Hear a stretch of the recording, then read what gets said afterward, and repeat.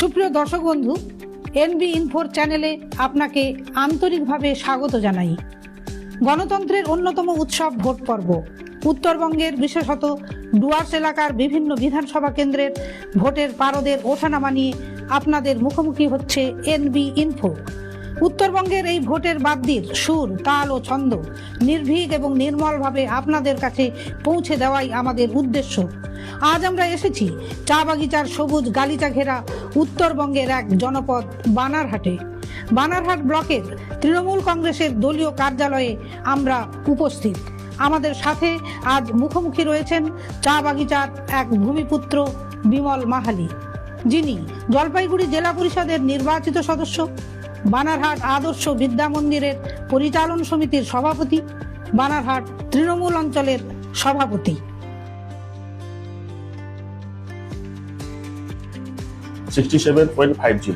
কিন্তু যখন থেকে আমাদের মাটির মানুষের সরকার আসছে, আমাদেরকে কোনো আন্দোলন করতে হচ্ছে না। যখন বামফ্রন্টের আমলে সরকার ছিল তখন আমরা 14 ডেজ কন্টিনিউ আমরা গেট মিটিং হোক কিংবা স্ট্রাইক হোক আমরা করেছি। আর 8 টাকা 10 পয়সা বৃদ্ধি হয়েছে, তাও 3 কিস্তিতে। প্রথম বছর 3 টাকা, সেকেন্ড বছর 3 টাকা, তারপরে 2 টাকা 10 পয়সা এরকম করে বৃদ্ধি হইতো। কিন্তু আমাদের মাটির মানুষের সরকার আসার পর আমাদেরকে কোনো গেট মিটিং কিংবা আমাদের কোনো স্ট্রাইক করতে হচ্ছে না। এখন আমাদের হাজিরা হচ্ছে 250 টাকা। আপনি দেখেন অন্য অন্য স্টেটে চা বাগান আছে, ওখানকার হাজিরা আর এখানকার হাজিরা আপনার কি করে দেখতে পারেন। আর আমাদের সেনাপতি ছাত্র যুব নয়নের অভিষেক ব্যানার্জি আমাদের ইলেকশন আগে ক্যাম্পেইনে উনি যখন কালচিনি আসছিলেন তখন উনি বলে গেছেন এবার চতুর্থবারের জন্য যদি আমাদের সরকার গঠন হয় তাহলে হাজিরাটা আমরা 300 টাকা চা বাগানের হাজিরাটা হবে। শুধু হাজিরা বলে কিছু না, অনেক কিছু। দেখেন চা বাগানের অবস্থা আগে থেকে অনেক ভালো হয়েছে। আগে কি ছিল, চা বাগানের এই যে হাসপাতাল, যেটা চিকিৎসা ব্যবস্থা ভালো ছিল না। এখন আমাদের মুখ্যমন্ত্রী 10 বেড করে হাসপাতাল চা বাগানে তৈরি হচ্ছে, একদম টোটালি ফ্রিতে। ওখানে এমবিবিএস ডক্টর, নার্স, তারপরে আপনাদের এই যে ক্রেশ হাউস, যেটা বাচ্চাদের জন্য করা হয়, ক্রেশ হাউস মোটামুটি একটা ভালো পরিকাঠামো নিয়ে ক্রেশ হাউস তৈরি হচ্ছে। তারপরে বাগানে বলতে গেলে যে অ্যাম্বুলেন্স পরিষেবা, যেটা চা সাথী বলে চালু করা হয়েছে। তারপর অনেক কিছু, যে স্কুল বাস, যে বাগানগুলো পরিস্থিতি ভালো নয় ওই বাগানগুলোতে স্কুল বাস দেওয়া হচ্ছে যাতে ছেলেমেয়েরা ভালো করে স্কুল যেতে পারে। তারপরে এই যে সব থেকে বড় আমাদের পাওনা বলতে গেলে, আমাদের অনেক দিন ধরে আমাদের কোনো ছিল না, জমিনে যেটা পাট্টাটা যেটা ছিল, আমাদের মাননীয় মুখ্যমন্ত্রী, মানবিক মুখ্যমন্ত্রী চা সুন্দরী বলে একটা প্রজেক্ট শুরু উনি করেছিলেন। এই চা সুন্দরী প্রজেক্টটা বিভিন্ন চা বাগান তৈরি করা হয়েছে, কিন্তু এটা সঠিকভাবে একটা হইলো না, গাইডলাইনটা ছিল না। তারপরে যখন আমরা এই কথাটা রাখছি তখন আমাদের চা সুন্দরী এক্সটেনশন বলে জমির 5 ডিসেম্বর করে জমিনের পাট্টা, তার সঙ্গে বাড়ি বানানোর জন্য 1,20,000 টাকা দেওয়া আছে, যেটা আমরা বাংলার বাড়ি এটা আমরা বলি। তো অনেক কিছু চা বাগান ক্ষেত্রে অনেক কিছু আমাদের মাননীয় মুখ্যমন্ত্রী করতেছে।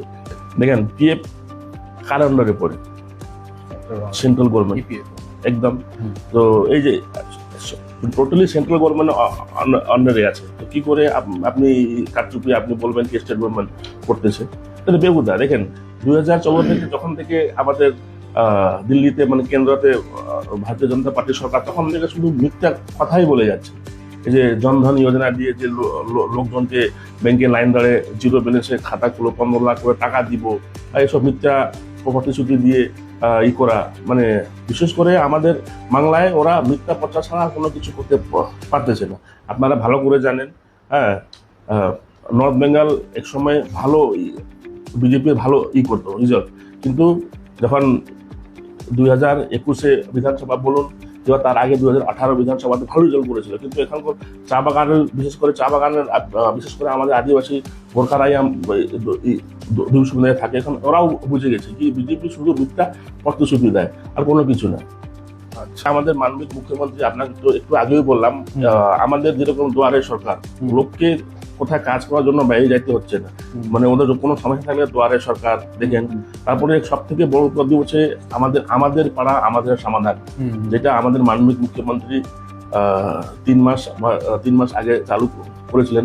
প্রত্যেক বুথে 10 লাখ টাকা করে পাবলিক যে ডিমান্ডটা দিয়েছে ওই ডিমান্ড দিয়ে কাজ করানো হয়েছে। তো এরকম না কি কাজ হচ্ছে না। প্রত্যেক বুথে 10 লাখ টাকা করে কাজ সম্পূর্ণ আমাদের বাংলায় কাজ হচ্ছে। তো লোকজন দেখতেছে কে দিচ্ছে। আজকে একদিকে দিদি লোকজনকে লাইনে দাঁড় করাচ্ছে, লাইনে দাঁড় করার পর ফলস্বরূপ কি পাচ্ছে, লক্ষ্মী ভান্ডার পাচ্ছে। লাইনে দাঁড় করার পর কি পাচ্ছে, যুব সন্ধি পাচ্ছে। কিন্তু একদিকে